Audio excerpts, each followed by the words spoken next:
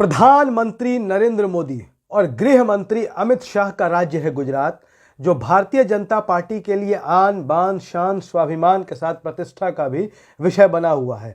हालांकि भारतीय जनता पार्टी के इस किले को भेदने में राहुल गांधी ने पिछले बार जो विधानसभा चुनाव हुआ था उसमें बड़ी कामयाबी हासिल कर ली थी, लेकिन थोड़े अंतर की वजह से कांग्रेस इस राज्य में सरकार बनाने से चूक गई थी। लेकिन इस बार क्या स्थिति है, क्योंकि चुनाव की तारीखों का लगभग ऐलान हो चुका है, चुनाव आयोग की प्रेस कॉन्फ्रेंस होने वाली है और जब तक हमारी ये वीडियो आपके पास जाएगा शायद चुनाव आयोग अपनी प्रेस कॉन्फ्रेंस में गुजरात विधानसभा चुनाव की तारीखों का ऐलान कर देगा। लेकिन सवाल सबसे बड़ा यह है कि जिस कांग्रेस ने पिछली बार भारतीय जनता पार्टी को गुजरात में सीमित कर दिया था, 100 के अंदर धकेल दिया था, प्रधानमंत्री और गृह मंत्री को नाको चने चबाने पर उनके ही गृह राज्य में मजबूर कर दिया था, आज वहां की वस्तु स्थिति क्या है?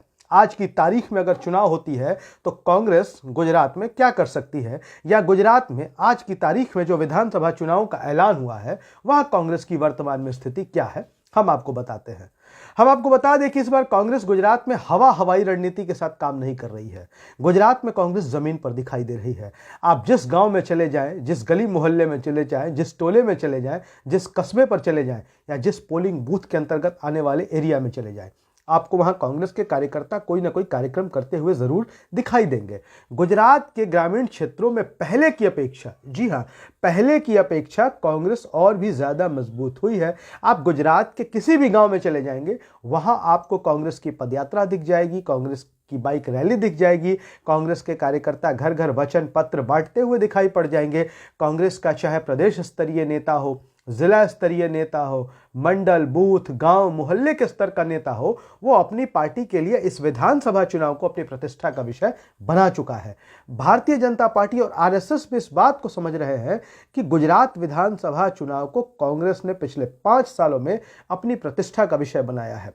और जिन जिन राज्यों में, हालांकि ऐसे राज्यों की संख्या कम है जहां कांग्रेस की सरकारें बची हैं, लेकिन कांग्रेस अपने छत्तीसगढ़, राजस्थान जैसे राज्यों के जो मंत्री हैं उनकी ड्यूटी लगाई गई है और वो लगातार बूथ स्तरीय कार्यक्रम कर रहे हैं, समीक्षा कर रहे हैं, लोगों से इनपुट ले रहे हैं। यहां तक कि जो छोटे छोटे अखबारों के पत्रकार हैं, संवाददाता है, यूट्यूब चैनल्स हैं, उनसे यह फीडबैक लिया जा रहा है कि आखिर गुजरात की जनता या फला विधानसभा क्षेत्र की जनता कांग्रेस से किस प्रत्याशी को उम्मीदवार देखना चाहती है और कांग्रेस इस लेवल पर काम वहां करती हुई दिखाई दे रही है। हम आपको बता दें कि गुजरात के ग्रामीण क्षेत्रों में जिस तरीके से कांग्रेस मजबूत हुई है और भारतीय जनता पार्टी के खिलाफ वहां एक आक्रोश है, क्योंकि लगातार कई मुद्दे हैं। जैसे आपने देखा होगा कि गुजरात में जो भी प्रतियोगिता परीक्षाएं होती हैं उनके पेपर्स लीक हो जाते हैं और इसकी वजह से वहां के छात्रों में, युवाओं में भारतीय जनता पार्टी सरकार के प्रति गुस्सा है और इस गुस्से से निपटने के लिए भारतीय जनता पार्टी ने भी एक रणनीति अपनाई है। आजकल देश में एक सुपारी पॉलिटिक्स का चलन बढ़ा है। उसके तहत एक तीसरी पार्टी को चुनाव लड़ाया जाता है, उसको जानबूझकर चर्चा में, लड़ाई में दिखाया जाता है ताकि जो विरोधी पार्टी का वोट है, गुजरात में विरोधी पार्टी कांग्रेस है, कांग्रेस के वोटों में, सरकार विरोधी वोटों में 1-2% की भी सेंधमारी हो जाए तो काम बन जाए, क्योंकि गुजरात में लड़ाई तो कांटे की है। हम यह नहीं भूल सकते कि गुजरात जो है भारतीय जनता पार्टी के अभेद्य किले के तौर पर 20 सालों से तब्दील है। देश के प्रधानमंत्री नरेंद्र मोदी वहीं से आते हैं, देश के गृह मंत्री अमित शाह वहीं से आते हैं। कांग्रेस भी वहां काफी मेहनत कर रही है। गुजरात में पिछली बार ही कांग्रेस ने जबरदस्त सफलता हासिल की थी, हालांकि वो सरकार बनाने से चूक गई थी।